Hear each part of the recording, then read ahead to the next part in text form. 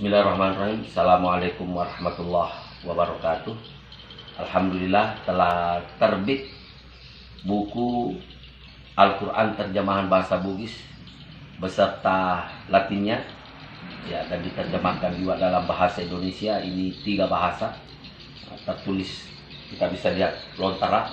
Ini adalah karya ulama besar pada masanya. Beliau adalah Haji Hamzah Mangulu Ansika. Beliau adalah pernah menjabat sekretaris Kiai As'ad, pendiri Pondok Pesantren Asadia Singkang, dan segenerasi Kiai Haji Abdul Rahman Ambodale.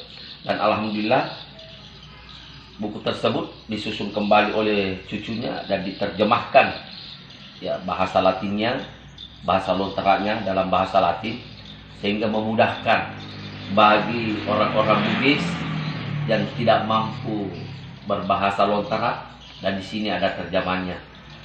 Harganya cukup terjangkau, hanya Rp100.000 karena kertasnya agak sedikit bagus dan lumayan. Bagi yang berminat, hubungi kami. Harganya hanya Rp100.000. Ya, akan terbit buku Barzanji dalam versi bahasa Bugis dan beserta Latinnya 3 bahasa.